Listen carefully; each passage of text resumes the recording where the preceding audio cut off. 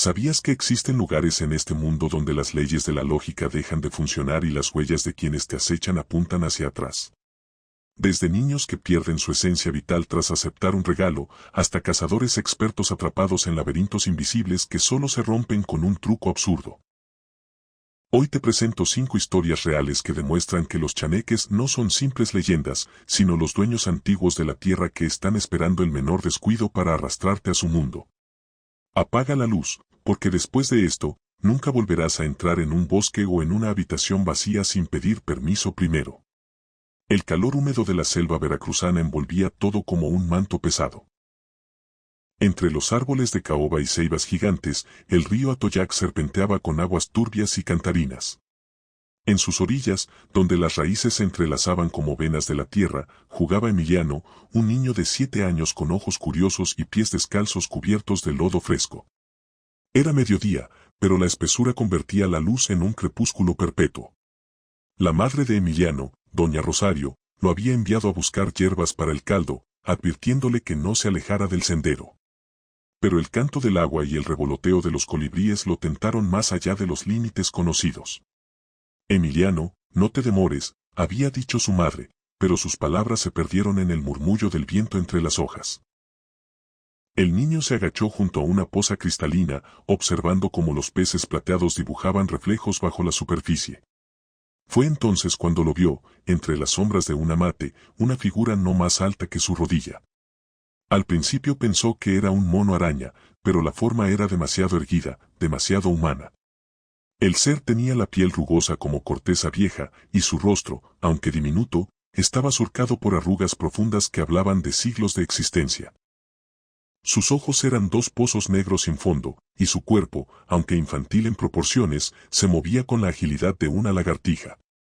Vestía solo con hojas secas entrelazadas, y en sus manos sostenía un objeto que capturó inmediatamente la atención del niño, un juguete de madera tallada con la forma de un jaguar, tan detallado que cada músculo parecía a punto de moverse.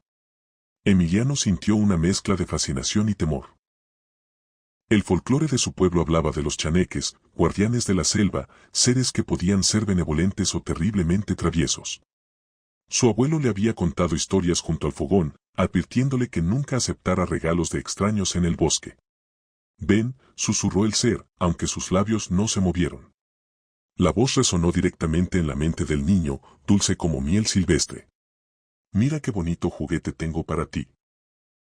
El chaneque extendió el jaguar de madera, y Emiliano sintió como sus pies se movían sin su voluntad. Cada paso hacia la criatura era como caminar a través de agua espesa. El aire olía a tierra mojada y flores marchitas. Cuando sus dedos rozaron la madera tallada, un escalofrío recorrió su cuerpo. El juguete estaba frío, demasiado frío para la humedad tropical.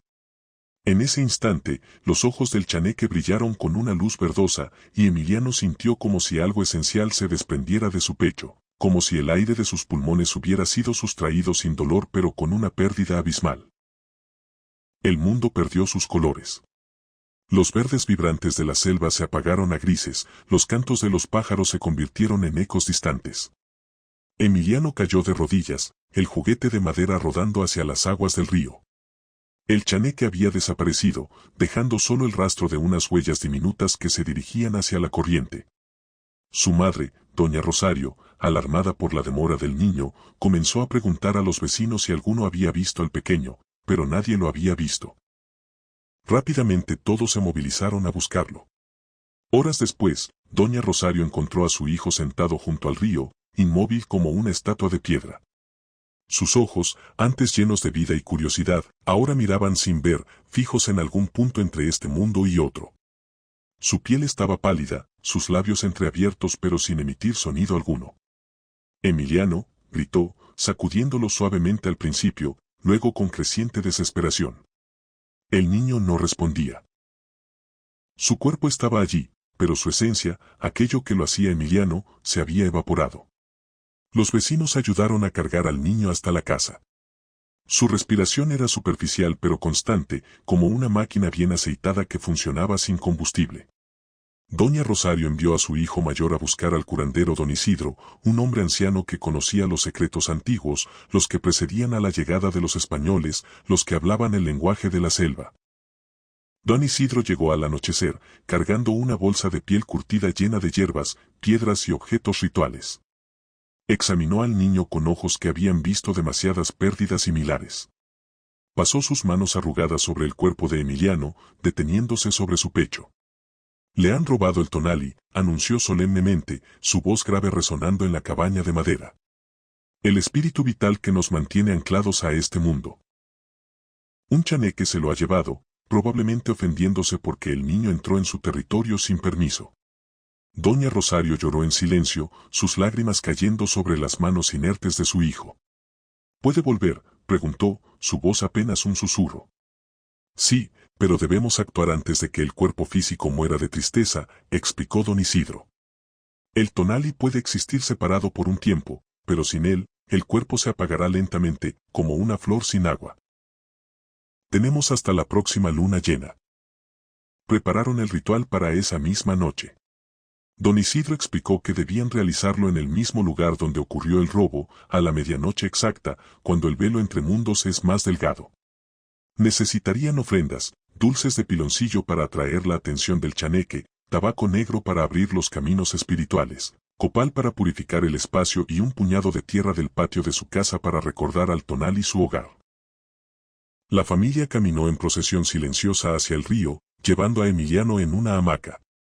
La luna, casi llena, proyectaba sombras alargadas que parecían moverse con vida propia. Los sonidos nocturnos de la selva, el croar de las ranas, el zumbido de los insectos, el ocasional aullido de un mono aullador, creaban una sinfonía inquietante. Don Isidro marcó un círculo en la tierra con sal y hojas de laurel, colocando a Emiliano en el centro. Alrededor dispuso las ofrendas. Los dulces en hojas de plátano, el tabaco enrollado en hojas de maíz, el copal ardiendo en un pequeño brasero de barro. El chaneque es un guardián, no un demonio, explicó el curandero mientras preparaba las hierbas. Pero es territorial y celoso de sus dominios. No le robó el alma por maldad, sino porque el niño violó su espacio sin presentar respetos. Debemos negociar, no confrontar. A la medianoche exacta, don Isidro comenzó el canto, una melodía antigua en náhuatl que hablaba de respeto, de reciprocidad, de la conexión entre todos los seres vivos. Su voz, aunque envejecida, resonaba con una fuerza que parecía vibrar en el aire mismo. Doña Rosario, siguiendo instrucciones, llamó a su hijo por su nombre completo 7 veces, mientras esparcía la tierra de su hogar alrededor del círculo. Emiliano Torres Hernández, tu familia te espera. Tu cama te espera. Tu vida te espera. Los minutos pasaron como horas. El copal llenaba el aire con su aroma dulce y penetrante. Las aguas del río parecían fluir más lentamente, como si la naturaleza misma contuviera la respiración. Fue entonces cuando las sombras comenzaron a moverse de manera distinta. Desde entre los árboles emergió la figura pequeña y arrugada. El chaneque avanzó cautelosamente, sus ojos negros reflejando la luz de la luna. En sus manos ya no llevaba el juguete de madera, sino algo que brillaba suavemente, una esfera de luz tenue que palpitaba como un corazón etéreo. Don Isidro no interrumpió su canto, pero hizo una reverencia profunda. El chaneque se detuvo al borde del círculo de sal, observando las ofrendas. Con movimientos precisos, tomó un dulce y lo olió, luego cogió una hoja de tabaco y la guardó entre sus hojas secas. La negociación era silenciosa, un intercambio de intenciones más que de palabras. Don Isidro extendió las manos, mostrando las palmas vacías en señal de paz. El chaneque miró a Emiliano, luego a su madre, cuyas lágrimas brillaban a la luz de la luna. Finalmente, el pequeño ser avanzó hacia el cuerpo del niño. Con delicadeza sorprendente, colocó la esfera de luz sobre el pecho de Emiliano. La luz se hundió en su cuerpo como agua en tierra seca, y de inmediato, un leve color regresó a sus mejillas. El chaneque retrocedió, tomó las ofrendas restantes y desapareció entre la vegetación tan silenciosamente como había llegado. Emiliano inhaló profundamente, como si emergiera de aguas profundas.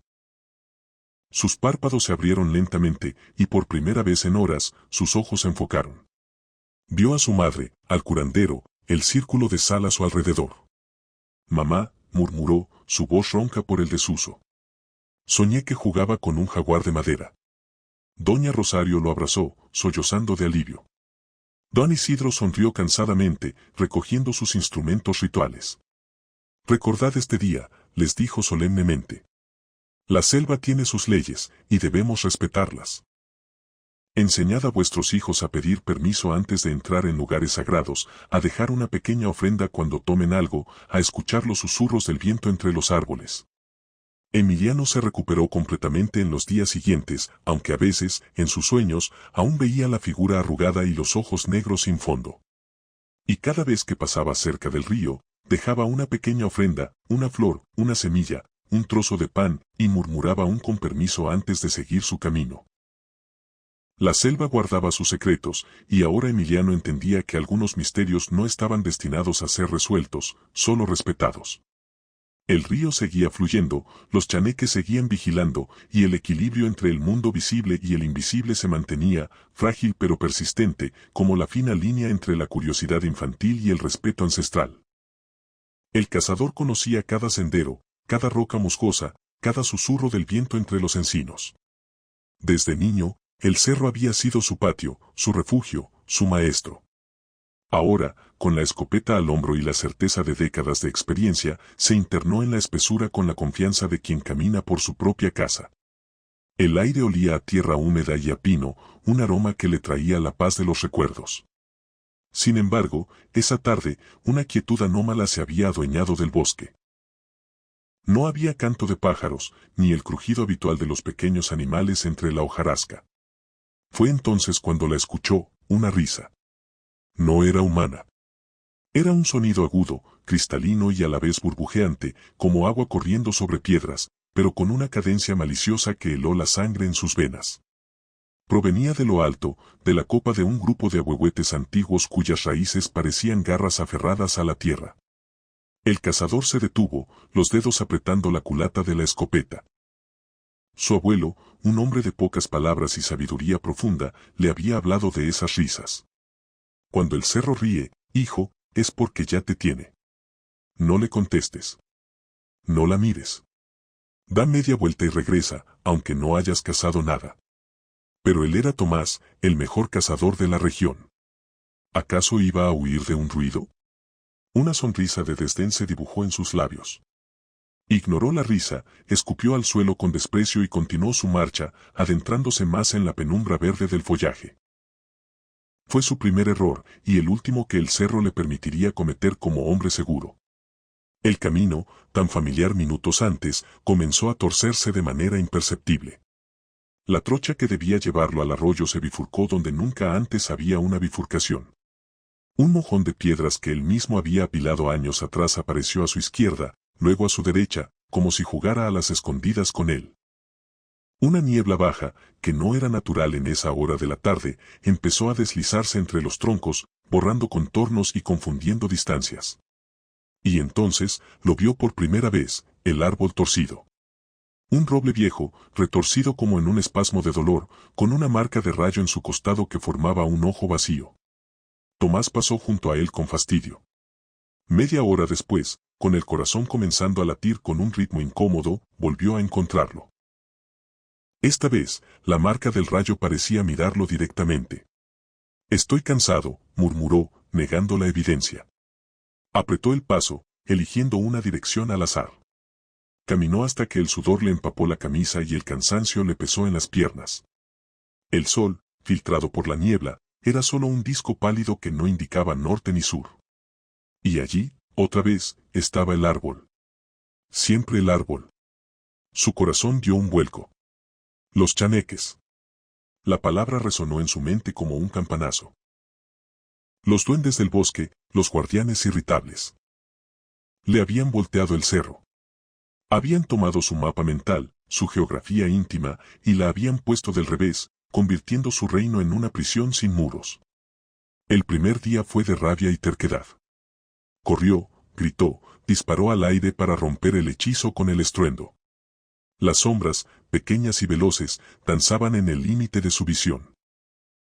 Las veía saltar entre los helechos, esconderse tras los troncos, sus siluetas no más altas que la rodilla de un niño, pero desproporcionadas, con cabezas grandes y ojos que brillaban con una luz verde y antigua.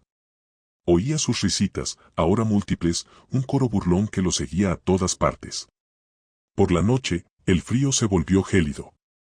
Intentó hacer fuego, pero la leña estaba húmeda y las cerillas se apagaban solas. Sentado contra el árbol torcido, su único punto de referencia en un mundo líquido, vio pasar las sombras alrededor, formando un círculo a su alrededor. Susurraban en una lengua que era el crujir de las ramas y el rumor del agua, pero que su instinto entendía como amenaza. El segundo día, la desesperación reemplazó a la rabia. La sed le quemaba la garganta. Había bebido agua de un charco y ahora su estómago retorcía con dolores agudos. Las sombras se atrevían más. Una vez, al volverse rápidamente, atrapó la imagen completa de una, piel como corteza de árbol, ojos como carbones encendidos, una sonrisa llena de agujas. Desapareció antes de que pudiera levantar la escopeta. El pánico, puro y animal, se enredó en sus entrañas. Estaba perdido. Iba a morir allí, convertido en un hueso más para el bosque, en una leyenda de advertencia. Agotado, se desplomó al pie del maldito roble. La mente, nublada por el hambre y el miedo, empezó a revolver recuerdos como cartas viejas. La cara curtida de su abuelo apareció ante él, sentado en el portal de la casa, tallando un trozo de madera. Los chaneques son juguetones, pero su juego es cruel. Decía la voz anciana en su memoria. Ve nuestro mundo de una manera. Para escapar de su trampa, no hay que ser más listo, hay que ser diferente. Hay que romper la lógica. Y entonces, como un relámpago en la tormenta de su confusión, llegó el consejo. Una tontería, una superstición de viejas. Algo que de niño le había sonado a cuento. Si el cerro te voltea, tú voltéate a ti mismo. Ponte la camisa al revés. Así, tu lógica ya no es la suya, y su hechizo se quiebra. Con manos temblorosas, casi sin creer en lo que hacía, Tomás se quitó la sudada camisa de mezclilla. La dio vuelta, buscando a tientas las mangas en la penumbra. Ponerla al revés fue una lucha absurda contra la costumbre, cada botón un desafío. Cuando por fin se la abrochó, la tela áspera le rozó la piel de manera extraña, incómoda. Se sintió ridículo, un hombre al borde de la locura, vestido como un niño que no sabe vestirse. Se levantó, y el mundo cambió. No fue un cambio dramático, sino un reacomodo sutil, como cuando los ojos se enfocan después de un mareo. La niebla no se disipó, pero perdió su cualidad opresiva. El árbol torcido ya no parecía un centinela burlón, sino solo un árbol viejo y dañado por una tormenta. Y allí, justo frente a él, donde un segundo antes solo había maleza impenetrable, apareció un sendero. No era el camino principal, sino una vereda angosta y clara, iluminada por un rayo de sol que atravesaba el dosel arbóreo. Era el atajo que usaba de niño para bajar al arroyo. Un sollozo de alivio, mezclado con un terror residual, le escapó del pecho. No miró atrás. No quiso ver si las sombras lo observaban, confundidas o furiosas. Caminó por el sendero con la determinación de un sonámbulo, sintiendo como la presión del cerro, esa sensación de estar dentro de una burbuja claustrofóbica, se desvanecía con cada paso. La risa había cesado. Solo quedaba el sonido del viento, ahora familiar y tranquilizador. Cuando por fin vio el claro y, más allá, el tejado de su cabaña, se detuvo. Se quitó la camisa, la volvió a su estado correcto con movimientos lentos y ceremoniales. La miró, ese simple trozo de tela que había sido su talismán. Entonces, volvió la vista hacia el cerro, ahora silencioso e inmóvil bajo el cielo crepuscular. Ya no veía solo árboles y rocas. Veía la mirada antigua y juguetona de algo que habitaba allí, algo que respetaba reglas absurdas para mortales. Nunca más volvió a cazar en lo profundo del bosque. Y desde ese día, siempre, antes de adentrarse en cualquier sendero, revisaba en silencio que su camisa estuviera bien puesta, recordando, con un escalofrío que nunca lo abandonaría, que a veces, para no perder el camino, hay que estar dispuesto a voltear el mundo al revés. La casa en la huerta tabasqueña había parecido un sueño hecho realidad para la familia Mendoza. Después de años de respirar el aire gris de la ciudad, el verdor exuberante, el canto de los chontacuales y el rumor del río cercano eran un bálsamo. Carlos, Ana y sus dos hijos, Diego de 8 años y Sofía de 6, se instalaron con la alegría de quien inicia una aventura. La casa, de techos altos y muros de madera oscura, olía a tierra húmeda y a flores de cacao. Un paraíso. O eso creyeron durante la primera semana. La desaparición de las llaves del jeep fue el primer guiño siniestro. Carlos las dejó, como siempre, en un plato de cerámica en la mesa del recibidor. A la mañana siguiente, el plato estaba vacío. Buscaron por todas partes, revolvieron cojines, miraron bajo los muebles. Nada. Culparon al estrés de la mudanza, a la novedad del lugar. Pero 2 días después, fue el monedero de Ana. Lo había dejado en la cocina, y al regresar de lavar ropa en el patio trasero, había desaparecido. En su lugar, sobre la mesa, había un pequeño montículo de tierra húmeda con una hoja de plátano marchita encima. La tensión comenzó a crecer. Las herramientas de Carlos, un martillo, un desarmador, faltaban de su caja. Encontraron el desarmador días después, enterrado a medias en el jardín, como si alguien lo hubiera plantado. Los obreros que aún daban los últimos retoques a la cerca fueron los primeros sospechosos. Carlos, con una mezcla de ira y frustración, les reclamó. Los hombres, lugareños de mirada grave, negaron con vehemencia. Uno de ellos, un anciano de manos callosas, miró hacia la casa y luego a Carlos. Don, aquí en estas tierras viejas, a veces hay dueños anteriores que no se fueron. No son malos, pero son juguetones. Como niños traviesos. Carlos desestimó el comentario como superstición. Pero Ana notó que los niños cambiaban. Diego, siempre tan parlanchín, se volvió taciturno. Sofía empezó a despertarse llorando, diciendo que un enano feo la miraba desde el rincón de su cuarto. Ana lo atribuyó a pesadillas por el cambio. El punto de inflexión llegó una noche de aguacero torrencial. El agua golpeaba el techo de lámina con furia y el viento gemía en los aleros. Carlos, desvelado por el estruendo, escuchó otro sonido que se colaba entre el ruido de la lluvia. No era el viento. Era un clic clic clic claro, metálico, que rodaba por el piso de arriba. Canicas. El sonido era inconfundible, el traqueteo sobre la madera, el choque contra una pared, el silencio momentáneo y luego otra carrera. El corazón le latió con fuerza. Revisió, los niños dormían profundamente en sus camas. No tenían canicas. Con una linterna en mano, subió la escalera que conducía al ático, una habitación larga y baja usada como desván. El aire era espeso y olía a polvo y a madera vieja. La luz de la linterna cortó la oscuridad, revelando cajas apiladas y muebles cubiertos con sábanas blancas. El suelo estaba cubierto de una fina capa de polvo. Y allí estaban. Huellas. Pequeñas, perfectas, como de un niño de no más de 3 años. Pero algo en ellas heló la sangre en las venas de Carlos. La forma era humana, pero la dirección, el talón estaba donde debería estar la punta del pie. Las huellas apuntaban hacia atrás. Parecían venir de la pared, caminar un trecho por el centro del ático, y luego desaparecer cerca de la claraboya. No había salida allí. Una leyenda que había leído de pasada años atrás surgió en su memoria con fuerza aterradora: los chaneques. Duendes guardianes de la selva, juguetones y peligrosos, que dejaban huellas invertidas. Se bajó del ático con las piernas temblorosas y le contó a Ana, que palideció al instante. A partir de esa noche, la presencia se volvió descarada. Los objetos desaparecían y reaparecían en lugares absurdos: un cepillo de dientes en la nevera, el reloj de Carlos colgando de una rama del cacao. Pero lo peor era lo que ocurría en las noches. Diego y Sofía empezaron a llegar a la cama de sus padres, aterrados, diciendo lo mismo: alguien me jala la cobija. Una noche, Ana, que fingía dormir, vio. La puerta entreabierta del cuarto de Sofía dejaba pasar un rayo de luz de la luna. Vio cómo la manta de algodón, que cubría a su hija, se tensaba y se deslizaba lentamente hacia los pies de la cama, como si una mano invisible, pero con firmeza deliberada, la estuviera tirando. Sofía se agitó en sueños, quejándose. La familia estaba al borde del colapso. El paraíso se había convertido en una casa sitiada por una inteligencia invisible y burlona. Carlos, ya sin escepticismo que perder, buscó al anciano obrero. El hombre asintió con gravedad. Les gusta jugar. Si se enojan, pueden hacer más daño.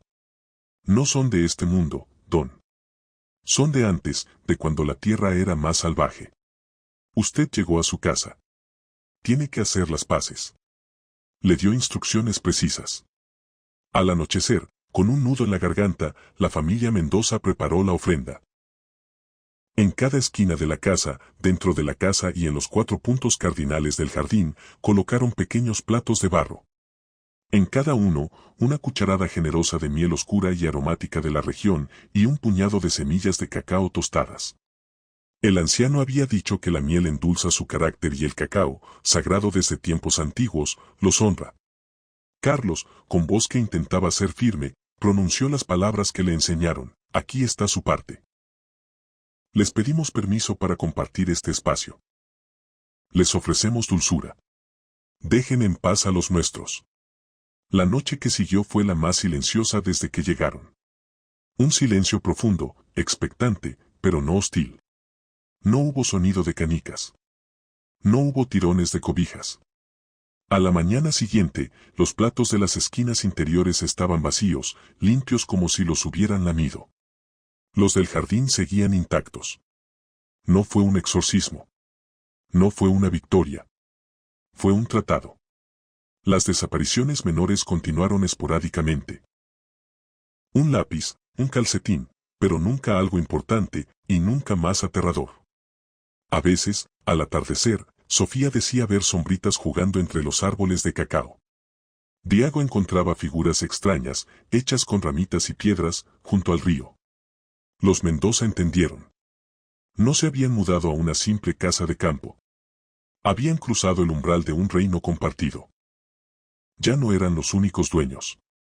Ahora compartían su hogar, su comida y su tierra con entidades antiguas y juguetonas, cuyas huellas, talón hacia adelante, quedaron para siempre grabadas no solo en el polvo del ático, sino en la memoria de la familia, como un recordatorio perpetuo de que algunos vecinos no tocan la puerta antes de entrar.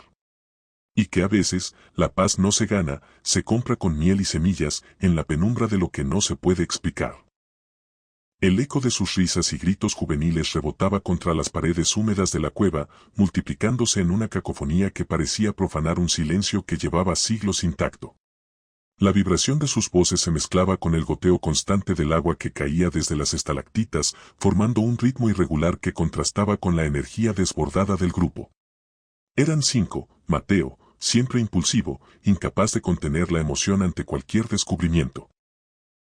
Valeria, la escéptica que solía cuestionarlo todo, aunque en el fondo disfrutaba de la adrenalina tanto como los demás. Leo, el bromista que convertía cualquier situación en un escenario para sus ocurrencias. Ana, la aventurera que parecía sentirse más viva cuanto más desconocido era el terreno. Y David, el más cauteloso, que desde el primer momento había sentido un nudo de inquietud en el estómago, una sensación que no lograba explicar pero que lo mantenía alerta. Habían encontrado la gruta casi por accidente, durante una excursión de senderismo por las montañas, siguiendo un sendero poco transitado que se perdía entre pinos y rocas cubiertas de musgo. La entrada, disimulada por enredaderas y sombras, daba paso a una cámara amplia donde un manantial de agua tan cristalina que parecía aire líquido llenaba una poza natural. El lugar tenía una belleza primitiva, casi hipnótica, como si hubiera sido preservado del paso del tiempo. Sin pensarlo 2 veces, y desoyendo el susurro de advertencia que David murmuró sobre respetar lo desconocido, se quitaron las mochilas y se lanzaron al agua, chapoteando, gritando y ensuciando con sus pies embarrados la pureza prístina del lugar. El agua estaba helada, pero esa frialdad solo aumentó la euforia inicial, como si cada uno de ellos quisiera demostrar que podía soportarla mejor que los demás. La diversión duró poco. Fue Leo quien primero notó el cambio, aunque al principio lo dijo con su tono habitual de broma. Oigan, la entrada se ve más pequeña. Todos miraron hacia la luz del día, ese óvalo brillante que marcaba la salida. Efectivamente, parecía haberse contraído, como si la roca estuviera respirando y cerrándose lentamente. La luz que entraba desde afuera se volvía más tenue, más distante, como si la cueva estuviera tragándose el acceso al exterior. Una corriente de aire frío, cargado con el olor a tierra mojada y algo metálico, recorrió la caverna, erizando la piel de todos.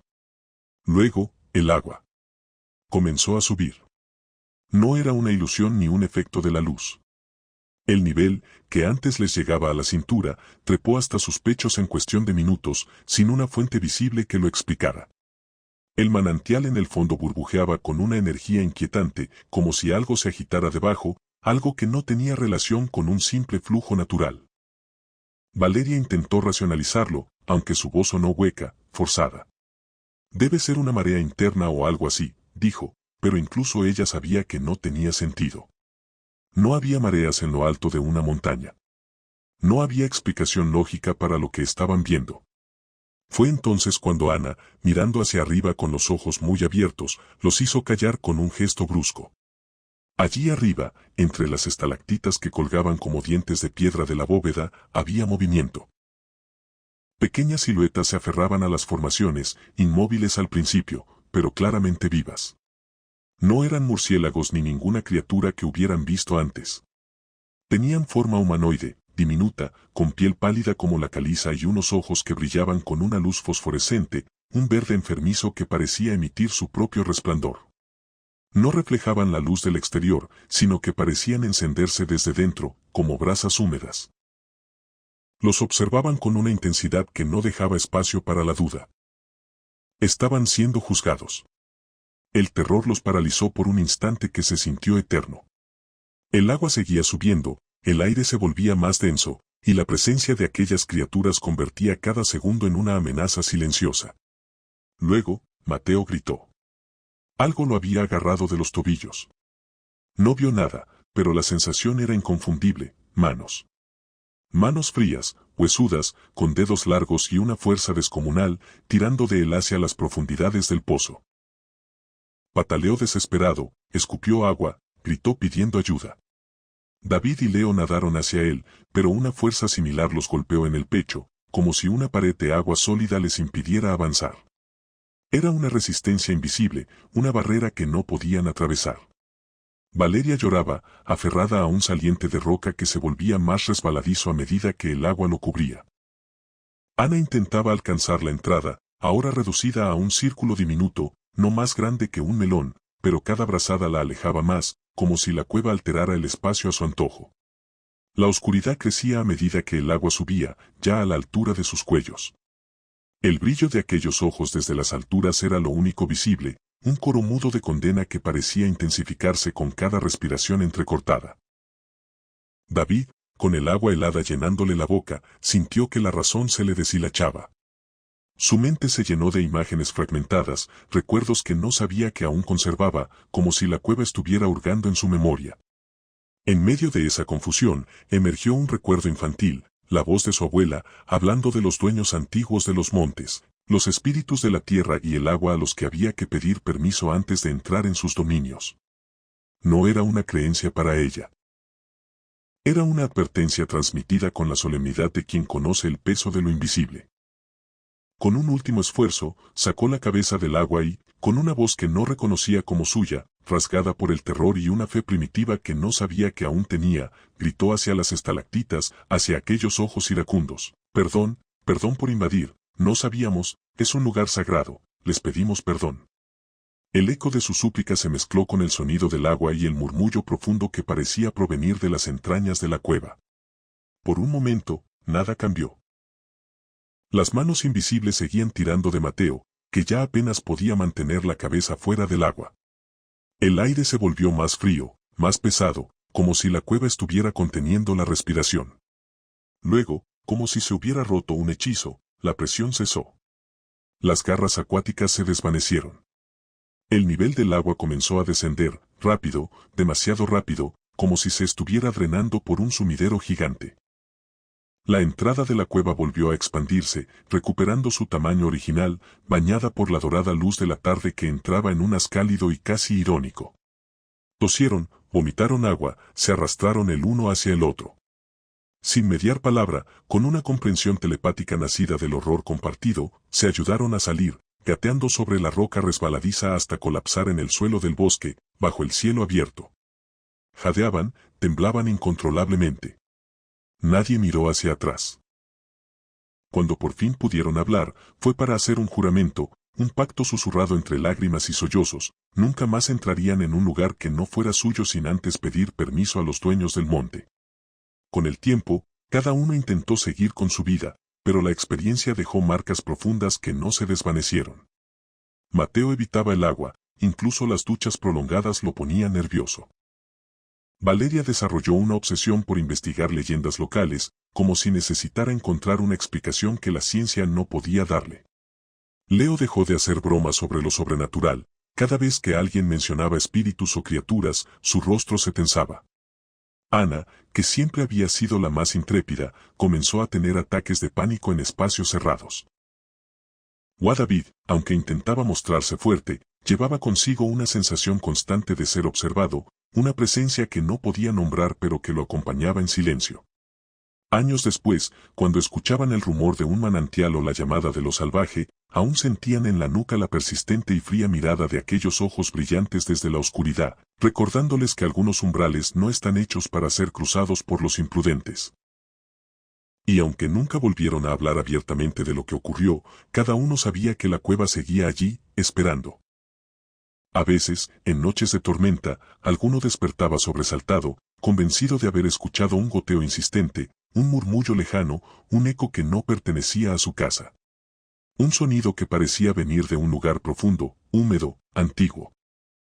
La primera vez que Ana mencionó a Pedrito, sus padres, Clara y Roberto, sonrieron con esa indulgencia tierna que reservan los adultos para las fantasías infantiles. Tenía 5 años, y su mundo estaba poblado de hadas, dragones amigables y, ahora, un amigo imaginario que vivía en el jardín. Pedrito dice que las margaritas son sus sombrillas, comentaba Ana durante la cena, sus ojos grises brillando con una luz extraña. Y que le gusta cuando llueve porque el agua sabe a caramelo. Clara le acariciaba el pelo. ¡Qué imaginación tan vívida!, pensaba. Roberto, más pragmático, bromeaba, dile a Pedrito que si quiere seguir viviendo aquí, que ayude a quitar las malas hierbas. Ana se reía, un sonido claro como cristal, y asentía solemnemente, como si transmitiera el mensaje. Pero con los meses, los comentarios sobre Pedrito se volvieron más específicos, más inquietantes. Ya no hablaba de sombrillas de margaritas. Hablaba de los túneles de raíces donde Pedrito vivía. De una casa donde las paredes son de tierra húmeda y siempre hace fresco. Hablaba de cómo Pedrito conocía canciones que no tenían fin, canciones que solo se podían escuchar si se pegaba el oído al tronco del viejo roble. Mamá, Pedrito tiene la piel como la corteza del árbol, pero por dentro es suave como un hongo, dijo una tarde, mientras coloreaba un dibujo que mostraba una figura pequeña y retorcida, con ojos que eran 2 puntos negros profundos. Clara sintió un escalofrío. El dibujo era demasiado detallado para la edad de Ana. Los ojos, en particular, no eran los típicos círculos con puntos de un niño. Eran espirales, vacuidades que parecían succionar la luz del papel. Ana, cariño, los amigos imaginarios son muy divertidos, pero recuerda que son parte de tu cabeza, intentó decir Clara, con una voz que trataba de sonar firme. Ana la miró, y por un instante, Clara vio una sombra de antigua sabiduría, de algo que no era infantil, en la mirada de su hija. Pedrito no está en mi cabeza, mamá. Está en el jardín. Y a veces está hambriento. Poco después, nació Lucas. El bebé llegó llenando la casa de nuevos ruidos, de cansancio y de alegría. Ana, al principio, parecía fascinada por su hermanito. Se sentaba horas junto a la cuna, cantándole canciones que Clara no reconocía, melodías monótonas y repetitivas que sonaban a arrullos antiguos. Le canto las canciones de Pedrito, explicaba Ana. A Lucas le gustan. Pedrito dice que Lucas tiene una risa que brilla mucho, mucho. El evento culminante ocurrió una tarde de otoño, cuando el cielo era una lámina de plomo y el viento susurraba secretos entre las hojas secas. Clara estaba agotada. Lucas, de 3 meses, lloriqueaba con el cólico de la tarde. Roberto estaba retrasado en el trabajo. Decidió darse un respiro de 5 minutos, dejando a Lucas dormitando en su Moisés en el salón y a Ana viendo dibujos animados. Ana, mi amor, cuida a tu hermanito solo 1 minuto. Mamá va al baño. Sí, mamá, respondió Ana, sin apartar los ojos de la pantalla. Clara subió las escaleras. El silencio repentino, la cesación del llanto de Lucas, la calmó. Por fin se durmió, pensó. Los 5 minutos se convirtieron en 10, aprovechando el precioso momento de paz. Cuando bajó, el salón estaba vacío. La televisión seguía encendida, mostrando colores brillantes y alegres que contrastaban brutalmente con el vacío de la habitación. El Moisés estaba vacío. Un golpe de pánico, frío y afilado, le atravesó el pecho. Ana.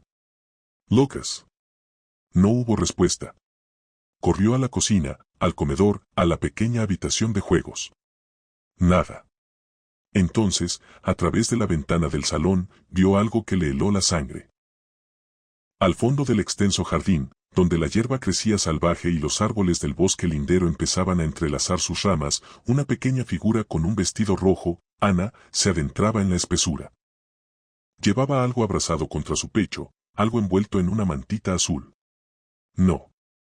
Clara salió disparada por la puerta trasera, gritando el nombre de su hija.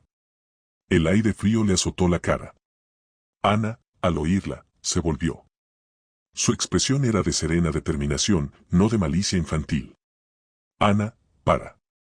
¿Qué haces? Trae a tu hermano. Pedrito quiere que vayamos a jugar, dijo Ana, con una voz clara y diáfana que cortó el viento. Dice que su casa bajo la tierra es muy divertida. Y que Lucas puede quedarse. Que allí hay dulces que nunca se acaban y el sol nunca quema. Clara corrió hacia ella, sus piernas pesadas como plomo. Ana, al verla acercarse, dio media vuelta y se adentró más entre los arbustos y los troncos bajos. Clara la siguió, las ramas arañándole los brazos y la cara. Llegó a un claro pequeño, donde las raíces de un roble enorme se retorcían como serpientes petrificadas saliendo de la tierra. Ana estaba de pie frente a una abertura oscura entre dos raíces masivas, una grieta en el suelo que Clara juraría que no había estado allí antes. Estaba acunando a Lucas, quien, milagrosamente, permanecía en silencio, sus ojos abiertos mirando la oscuridad de la grieta. Ana, por favor, jadeó Clara, extendiendo una mano. Dame a Lucas. Pedrito. Pedrito no es real. Sí lo es, replicó Ana, y señaló con la cabeza hacia la oscuridad. Mira. Ahí está. Y entonces, Clara lo vio. No fue una aparición completa. Fue un destello, una silueta que se despegó de las sombras más profundas de la grieta. Era pequeño, quizás del tamaño de un niño de 3 años, pero su proporción era incorrecta. Brazos demasiado largos y delgados, como enredaderas secas. Una cabeza grande y deforme, sin pelo, con una piel que en la penumbra parecía musgosa, cubierta de líquenes. Y los ojos, eran los ojos del dibujo. 2 pozos negros, sin blanco, sin pupila, solo un vacío absoluto que reflejaba cero luz. La criatura emitió un sonido, no un chillido, sino un susurro áspero y gutural que parecía formarse desde la tierra misma. Un sonido que prometía dulzura infinita y una oscuridad eterna y fresca. Clara lanzó un grito, no de miedo por sí misma, sino de feroz instinto maternal. Se abalanzó hacia Ana, arrancando a Lucas de sus brazos. En ese movimiento, su pie pisó una raíz y cayó de rodillas, protegiendo al bebé contra su pecho. La criatura, Pedrito, reaccionó. Un chillido agudo, cargado de una rabia pura y antigua, rasgó el aire. No era el sonido de un animal herido, era el sonido de un hambre milenaria a la que le han arrebatado su alimento. Se irguió, y Clara pudo ver una boca desproporcionada, llena de puntas oscuras. Por un segundo, sus miradas se encontraron. Clara sintió como ese vacío ocular intentaba succionar su alma, prometiéndole el frescor de la tierra, el silencio de la raíz, el dulce que nunca acaba pero que se pudre en la lengua. Luego, la criatura se fundió. No se dio la vuelta ni corrió. Simplemente se desvaneció, como si las sombras del roble fueran su verdadera sustancia y las absorbieran de vuelta. El chillido se apagó, dejando un silencio denso y pesado. Ana se derrumbó, sollozando. Se ha enfadado, lloriqueaba. Dijo que si no llevaba a Lucas, se quedaría conmigo para siempre. Que yo podría comer los dulces, pero nunca volvería a ver el sol. Clara, temblando, se levantó con Lucas aferrado a ella. Agarró a Ana de la mano y la arrastró fuera del claro, fuera del bosque, de vuelta a la casa, a la luz artificial de la cocina que ahora parecía tan frágil y preciosa. Roberto llegó poco después, alertado por las llamadas histéricas de Clara. La policía vino, registraron el jardín y el límite del bosque.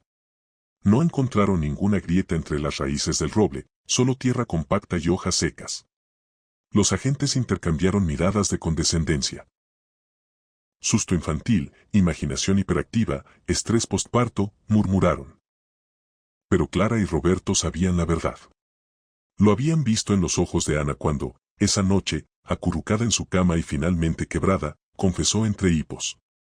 Pedrito vive en un túnel muy profundo. Hay otros como él, pero están dormidos. Él estaba despierto. Me hablaba desde que me sentaba en el columpio. Me daba bayas que sabían a miel y polvo. Dijo que el mundo de arriba era cruel, que el sol quema y la gente olvida. En su casa, bajo la tierra, todo es fresco y tranquilo. Y hay dulces, mamá. Montañas de ellos, brillantes como caramelos de cristal. Pero, su voz se redujo a un suspiro, cuando los miras de cerca, tienen cosas dentro. Cosas que se mueven. La familia se mudó un mes después, a una ciudad a cientos de kilómetros de distancia, a un apartamento en un piso 12º sin jardín. Ana, poco a poco, dejó de mencionar a Pedrito. Los dibujos de la criatura desaparecieron, sustituidos por princesas y astronautas.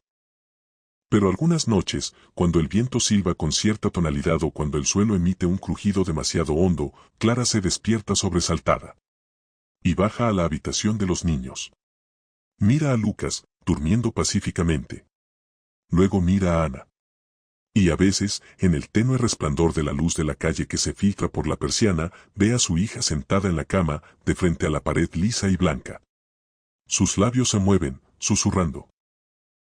Y Clara, conteniendo la respiración, cree escuchar, no con los oídos, sino con el mismo hueso del miedo en su médula, una respuesta. Un susurro áspero y gutural, que parece llegar no por el aire, sino ascendiendo a través de los cimientos de hormigón, a través de las tuberías, desde las profundidades donde el sol nunca quema.